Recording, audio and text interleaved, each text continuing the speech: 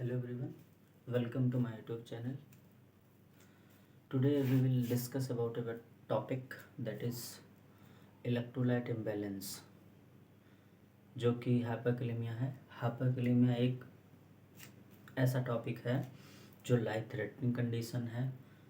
ज़्यादा बढ़ जाने पे पोटेशियम का लेवल हमारे बॉडी में बढ़ जाने से कार्डियक अरेस्ट हो सकता है, हार्ट अटैक हो सकता है, कार्डियक अरेस्ट, हार्ट अटैक, और इसके बढ़ने पे भी जो है लाइफ थ्रेटनिंग कंडीशन और घटने पे भी लाइफ थ्रेटनिंग कंडीशन है.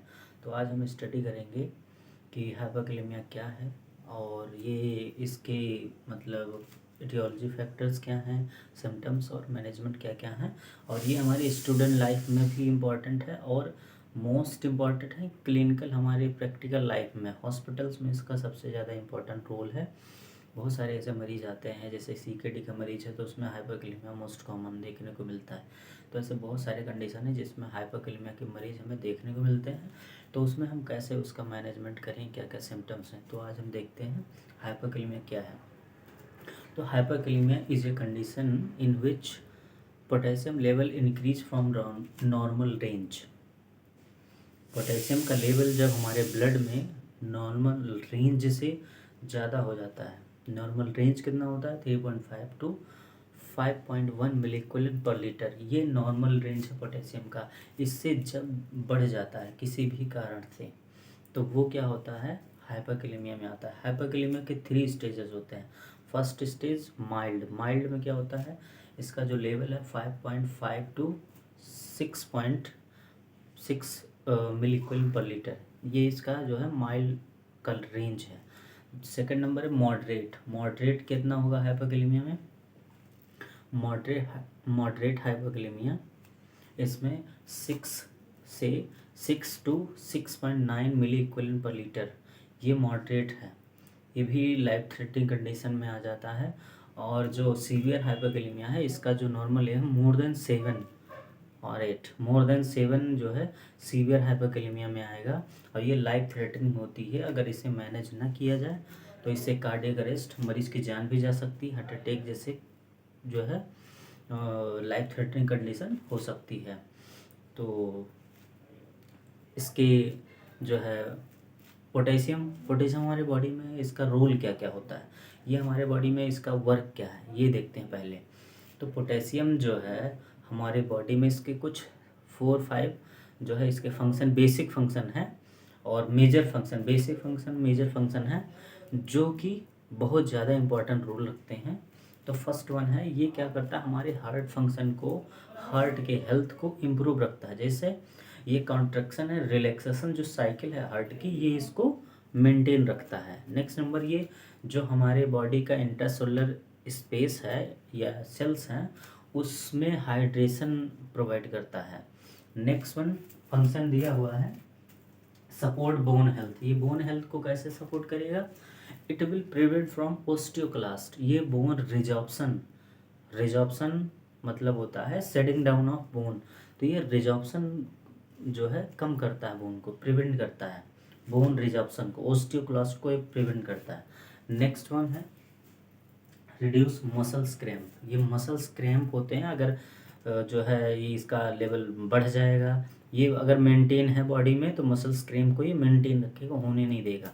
मतलब काफ़ी maintain fluid level inside a cell. ये सेल्स में इंटरसेलुलर स्पेस में हाइड्रेशन प्रोवाइड करता है, जो फ्लूइड का स्टेटस है वो मेंटेन रखता है. Next one transmission of nerve signals. ये जो है सिग्नल्स जो हमारे बॉडी में नर्व्स को मिलती हैं उनमें ट्रांसमिशंस में ये क्या करता है? हेल्प करता है. Next one important role in kidney. ये क्या करता है? किडनी के लिए बहुत ज़्यादा इम्पॉर्टेंट है. ये क्या करेगा? ये स्टिमुलेट करेगा किडनी को, ये पोटेशियम लेवल को एक्सक्रीट आउट करने के लिए. क्यों? क्योंकि जो पोटेशियम का लेवल है बॉडी में वो किडनी एक्सक्रीट आउट करती है एक पर्टिकुलर क्वांटिटी में, अमाउंट में, जिससे जो ब्लड प्रेशर है वो नॉर्मल रहे. अगर पोटेशियम एक्सक्रीट आउट नहीं होगा तो पोटेशियम का लेवल बढ़ जाएगा, जिससे क्या होगा? हाइपरटेंशन क्रिएट होगा. हाइपरटेंशन की वजह, सीवियर हाइपरटेंशन की वजह से नेफ्रोपैथी कॉज हो सकता है, और भी जो है न्यूरोपैथी, नेफ्रोपैथी, ऐसे कई जो है चीज़ें हो सकती हैं. तो ये बेसिक इसके जो है फंक्शन है पोटेशियम के. नेक्स्ट हम देखते हैं इसके जो एटियोलॉजिकल फैक्टर्स हैं वो क्या क्या हैं।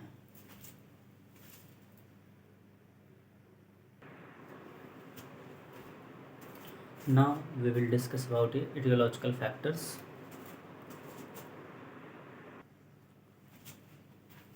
Now we will discuss about etiological factors. कौन कौन से ऐसे कारण हैं जिनकी वजह से हाइपरकैलेमिया होने के चांसेस होते हैं। तो देखते हैं कौन कौन से ऐसे फैक्टर्स हैं जो हाइपरकैलेमिया कॉज करते हैं। First one, increase intake of potassium rich diet. अगर कोई भी ऐसा व्यक्ति है या जो व्यक्ति है इंडिविजुअल है वो अगर हाई रिच पोटेशियम डाइट ले रहा है तो चांसेस होते हैं कि हाइपरकैलेमिया होने के। सेकंड वन है decrease excretion of potassium. Decrease excretion ये कब होता है, कभी कभी ऐसे कंडीशन होते हैं जैसे सीकेडी का मरीज हो गया तो उसमें क्या है, पोटेशियम का जो सिक्रीशन नहीं, एक्सक्रीट आउट, मतलब बाहर होना, पेशाब या यूरिन के थ्रू जो एक्सक्रीट आउट होता है, एक्सक्रीट आउट किडनी करती है तो वो कम हो जाए नॉर्मल। जैसे कितना 24 आवर्स में पोटेशियम जो है या पर हार कितना वो एक्सक्रीट आउट हो रहा है, उससे अगर कम होगा, डिक्रीज हो जाएगा तो पोटेशियम का रिटेंशन होने लगेगा और रिटेंशन होगा तो वो जो है हाइपरकैलेमिया कॉज करेगा। नेक्स्ट वन है सीकेडी, एकेआई और ईएसआरडी। सीकेडी क्रॉनिक किडनी डिसीज़, जो क्रॉनिक फेलियर किडनी के होते हैं, क्रॉनिक किडनी फेलियर, उसमें सबसे ज़्यादा कॉमन है हाइपरकैलेमिया और हाइपोकैलेमिया होने के। नेक्स्ट वन है एकेआई, एक्यूट किडनी इंजरी। इसमें भी जो है चांसेस रहते हैं हाइपोकैलेमिया के। और end stage ESRD, end stage renal disease, इसमें क्या है, ये भी सीकेडी है।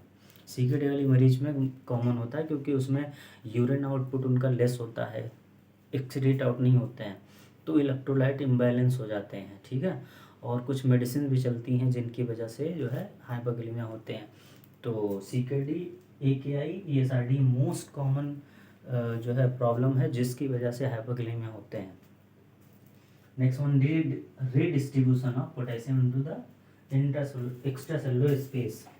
तो redistribution of potassium into the extracellular space, इसका मतलब ये होगा कि इंट्रासेलुलर स्पेस में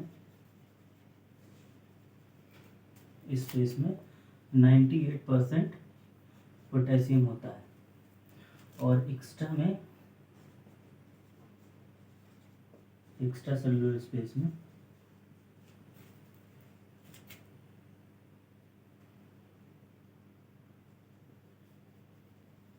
2% होता है potassium. Redistribution of potassium into the extra cellular space.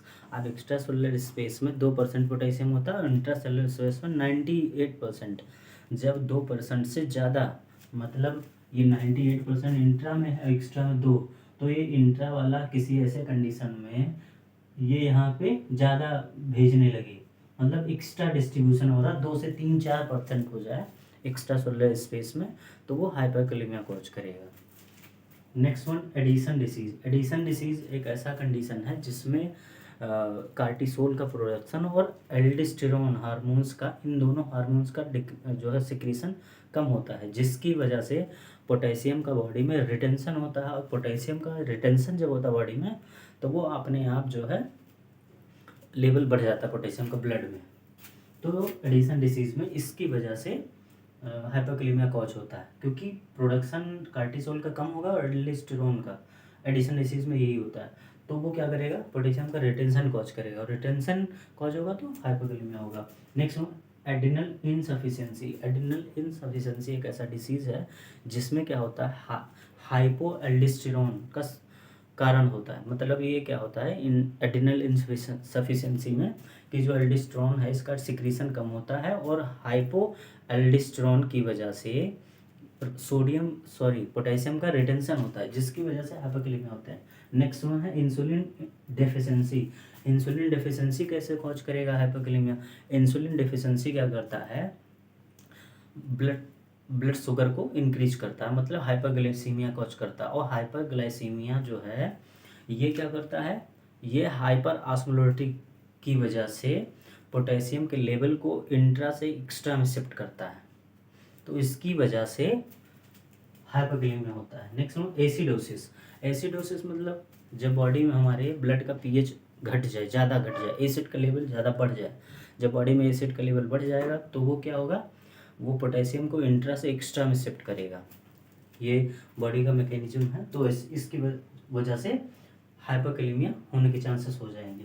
Next number है blood transfusion, massive blood transfusion. Massive blood transfusion मतलब क्या होता है कि 4 से 5 यूनिट से 4 से 10 यूनिट विद इन 24 आवर्स में अगर ट्रांसफ्यूजन किए जाते हैं किसी भी कारण से, कभी कभी मैसिव ट्रांसफ्यूजन करना पड़ता है, तो मैसिव ब्लड ट्रांसफ्यूजन की वजह से हाइपोकैलेमिया का वो क्या है, कॉम्प्लिकेशन है। मैसिव ब्लड ट्रांसफ्यूजन का जो कॉम्प्लिकेशन है वो हाइपोकैलेमिया है। नेक्स्ट नंबर है tumour lysis syndrome. Tumour lysis syndrome क्या है, एक ऐसा कंडीशन है जिसमें जो ब्लड कैंसर की जो है पेशेंट होते हैं उसमें ट्यूमर हो या कैंसर, तो जो कैंसर के सेल्स होते हैं वो रिलीज होते हैं ब्लड में। ट्यूमर लाइसिस सिंड्रोम में जो कैंसर सेल्स होते हैं, ट्यूमर सेल्स होते हैं कैंसरस, उसके जो सेल्स होते हैं ब्रेक डाउन होते हैं, वो ब्लड में रिलीज होते हैं, जिसकी वजह से 4 चीज़ें देखने को मिलती हैं, जिसके 4 कॉम्प्लिकेशंस हैं। हाइपोकैलेमिया, तो पहला नंबर इसी की वजह से हाइपोकैलेमिया होगा। Next hyperuricaemia, hypocalcaemia and hyperphosphataemia, ये 4 कॉम्प्लिकेशन हैं ट्यूमर लाइसिस सिंड्रोम के। तो पहला नंबर हाइपोकैलेमिया है, तो हाइपोकैलेमिया इसी की वजह से होगा। नेक्स्ट नंबर और आगे देखते हैं कौन कौन से हैं।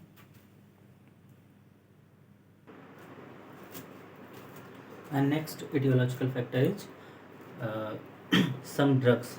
कौन कौन से ऐसे ड्रग्स हैं जो हाइपोकैलेमिया कॉज करते हैं, तो देखते हैं कौन कौन से हैं। Drugs administration of potassium. अब किसी मरीज को जो है पोटेशियम चल रहा है या उसका जो है हाइपोकैलेमिया की कंडीशन है जिसमें उसको पोटेशियम हम इंजेक्शन आईवी दे रहे हैं, तो उसमें क्या है, हमारे जो एडमिनिस्ट्रेशन का प्रोसेस है वो अगर रॉन्ग है या हम सही तरीके से नहीं दे रहे हैं, या कभी किसी ने बोलस, वैसे पोटेशियम जो है बोलस कभी नहीं देना चाहिए। पोटेशियम इंजेक्शन का जो है इंजेक्शन पोटेशियम कभी बोलस नहीं देना चाहिए, तुरंत मरीज डेथ कर जाएगा, उसका हार्ट कोलैप्स हो जाएगा। तो कभी भी रिमेंबर रखिए, याद रखिए कि पोटेशियम कभी बोलस नहीं देना है, क्योंकि ये क्या करेगा, डेथ कॉज करेगा तुरंत। तो पोटेशियम को हमें कभी बोलस नहीं देना है, do not give bolus potassium injection potassium, that will cause death. तो हमेशा याद रखना है कि पोटेशियम बोलस नहीं देना आईवी। तो एडमिनिस्ट्रेशन ऑफ पोटेशियम, अगर किसी को पोटेशियम चल रहा है तो वो भी हाइपोकैलेमिया कॉज कर सकता है अगर ज़्यादा हो गया तो। बेस्ट नेक्स्ट नंबर है बीटा ब्लॉकर। बीटा ब्लॉकर जो ड्रग्स हैं, बीटा ब्लॉकर ड्रग्स क्या करती हैं, it will decrease the aldosterone level and decrease excretion of potassium.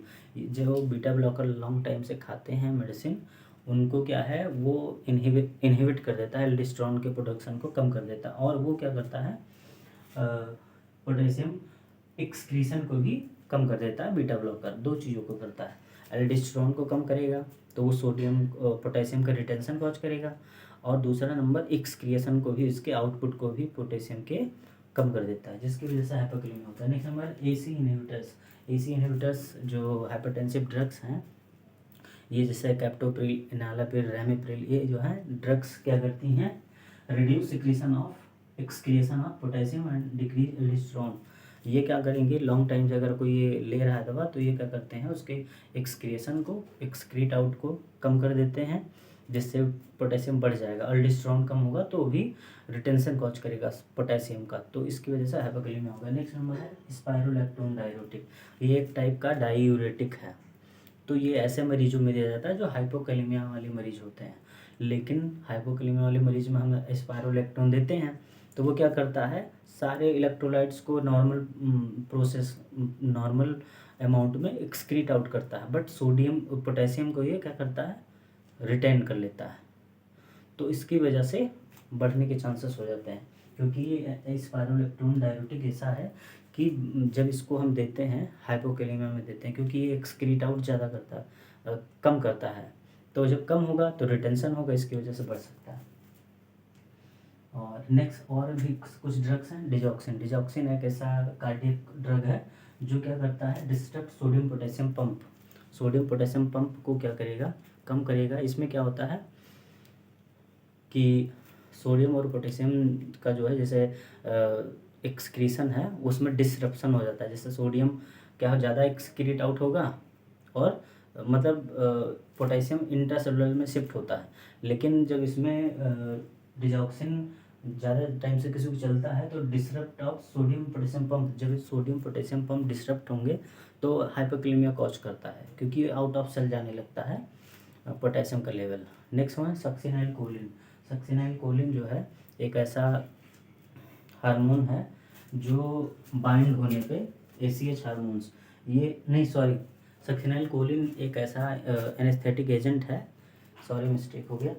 Succinyl Colin एक ऐसा इंजेक्शन है जो सेडेटिव कैटेगरी में आता है। तो ये क्या करता है, इसको देने से ACH रिसेप्टर क्या होते हैं, ACH रिसेप्टर जो हैं वो न्यूरोमस्कुलर जंक्शन पे क्या होंगे, इनहिबिट हो जाएंगे, ब्लॉक कर देगा उसको, जिसकी वजह से डीपोलराइजेशन ऑफ मसल्स फाइबर होंगे। और जब डीपोलराइजेशन होगा मसल्स फाइबर का तो वो क्या करेगा, हाइपोक्लेमिया कॉज करेगा। तो these are the aetiological factors which is cause the hypokalaemia. ये ऐसे इटियोलॉजिकल फैक्टर्स हैं जिनकी वजह से हाइपोक्लेमिया कॉज होते हैं, हाइपोक्लेमिया होता है। तो नेक्स्ट हम साइन एंड सिम्टम्स के बारे में स्टडी करते हैं हाइपोक्लेमिया के।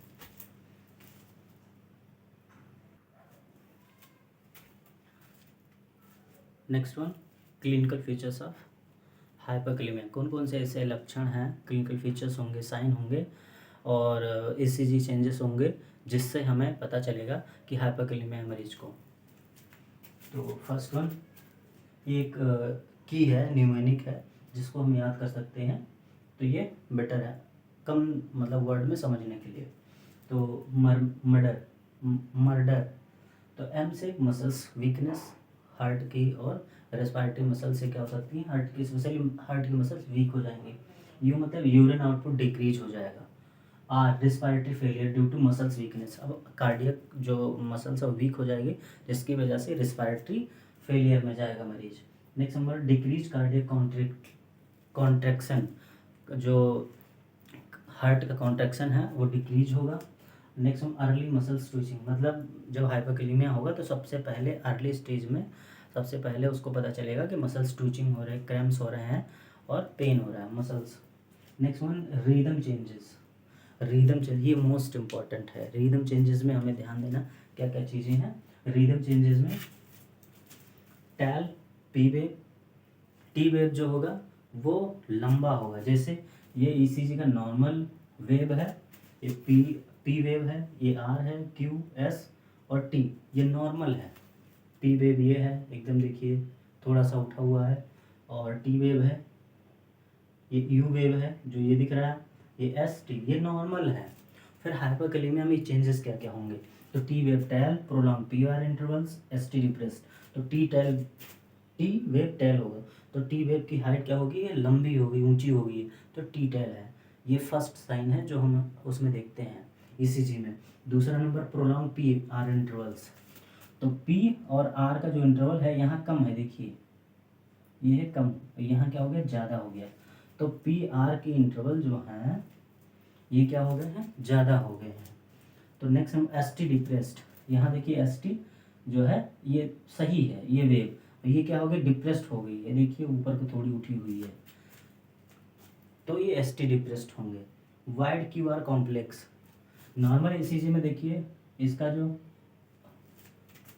QRS का जो कॉम्प्लेक्स है, डिस्टेंस है, वो यहाँ पे नॉर्मल है, कम है, लेकिन यहाँ क्या होगा, थोड़ा वाइड हो गया है। तो वाइड होने की वजह से ये क्या है, QR कॉम्प्लेक्स क्या होंगे, बढ़ जाएंगे, वाइड होगा, ज़्यादा हो जाएगा। तो ये हाइपोक्लेमिया के जो है रिदम चेंजेस या ECG चेंजेस क्या क्या होंगे वो चीज़ है। पी वेव फ्लैट होगा, एकदम फ्लैट, ये ऊपर उठा हुआ है, ये फ्लैट हो गया। QRS इंटरवल जो है बढ़ जाएगा। टी वेव जो है वो एलिवेटेड हो जाएंगे, टैल हो जाएगा। और नेक्स्ट नंबर यू वेव जो है डिसअपियर रहता है, इसमें नहीं दिखेगा।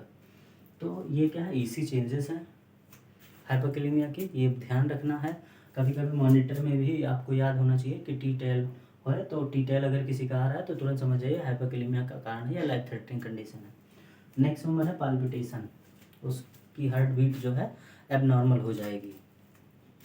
हार्ट अटैक भी आ सकते हैं, और कार्डियक अरेस्ट, इन दोनों कंडीशनों से मरीज गुजर सकता है या उसको हो सकता है प्रॉब्लम अगर हाइपोकैलेमिया है। तो हाइपोकैलेमिया के बारे में हमने क्या क्या पढ़ा, डेफिनीशन, टाइप्स, स्टेजेस और aetiological factors and science and symptoms. तो अब इसके बाद हम पढ़ते हैं डायग्नोस्टिक टेस्ट।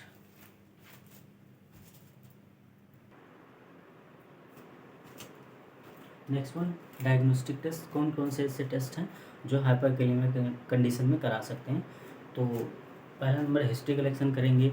हिस्ट्री कलेक्शन में मतलब उसका डाइट क्या है वो पूछेंगे, CKD का मरीज़ तो नहीं ये पूछेंगे, और जो भी हमने टियोलॉजिकल फैक्टर्स में पढ़ा है, कोई दवा तो ऐसी नहीं चल रही जैसे बीटा ब्लॉकर, AC इनहिबिटर्स और सक्सिनाइल कोलिन, डिजॉक्सिन, ये दवाइयाँ तो नहीं चल रही हैं, या एडिसन डिसीज़ तो नहीं है, या एल्डोस्टेरोन और कार्टिसोल का हार्मोन्स तो जो है मतलब डिक्रीज़ तो नहीं है, इसका टेस्ट करा लेंगे, हिस्ट्री में ले लेंगे। और उनको ऐसे मरीज़ में कोई जैसे नेक्स्ट ब्लड ट्रांसफ्यूजन मैसिव तो नहीं हुआ है, तो ऐसे हम हिस्ट्री लेंगे उनकी, क्या क्या प्रेजेंट और पास्ट की हिस्ट्री लेंगे।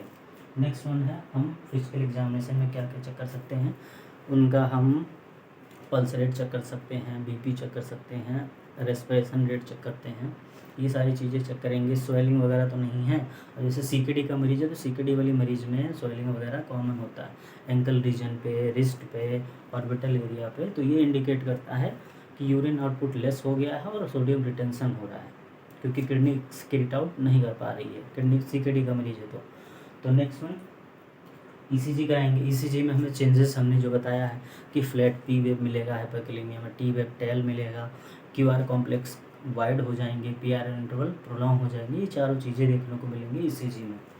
नेक्स्ट हम ब्लड टेस्ट में क्या करा करें, ब्लड टेस्ट में हम CBC KFT रूटीन करा सकते हैं, kidney function test, serum electrolyte करा सकते हैं, उसमें मैग्नीशियम हो गया, फास्फोरस हो गया, कैल्शियम, सोडियम और पोटेशियम, इन चीज़ों को देखेंगे। ABG कराएंगे। ABG कोई रिस्पिरेटरी फेलियर या ऐसा कुछ है तो हमें तुरंत उसका पता चल जाता है, ABG हमें कराना चाहिए। नेक्स्ट नंबर है RBS, उसका हम ग्लूकोज लेवल चेक करेंगे, RBS लेवल्स, उसका ब्लड शुगर कितना है, कैसा चल रहा है, इसकी वजह से भी होता है ना हाइपरकैलेमिया, तो उसको हम चेक करेंगे। नेक्स्ट नंबर है यूरिन टेस्ट, यूरिन टेस्ट भी कराते हैं। नेक्स्ट नंबर है स्यूडो हाइपरकैलेमिया।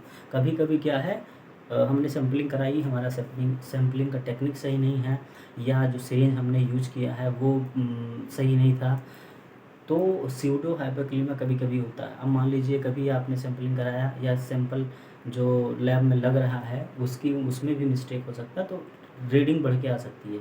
तो हमें जब स्यूडो हाइपरकैलेमिया है तो उसको दोनों को पेशेंट की कंडीशन और वो बढ़ के आ रहा है तो दोनों को एकदम मैच करना चाहिए, रिपीट कराना चाहिए पोटेशियम का, नहीं तो उसमें क्या करेंगे हम ट्रीटमेंट देना चालू कर देंगे तो प्रॉब्लम हो सकती है मरीज को। तो इसलिए स्यूडो हाइपरकैलेमिया अगर है तो उसको एक बार टेस्ट करवाएंगे हम सीरम इलेक्ट्रोलाइट का, पोटेशियम लेवल उसमें फिर से देखेंगे। तो नेक्स्ट क्लास में हम देखते हैं मैनेजमेंट ऑफ हाइपरकैलेमिया, कैसे कैसे हम किन किन चीज़ों से क्या क्या चीज़ करके हम हाइपरकैलेमिया को हॉस्पिटल्स में मैनेज करेंगे। ये इंपॉर्टेंट टॉपिक है, मैनेजमेंट इसका मोस्ट इम्पॉर्टेंट है क्योंकि ये लाइफ थ्रेटनिंग कंडीशन है। तो नेक्स्ट टॉपिक हम मैनेजमेंट के बारे में पढ़ते हैं।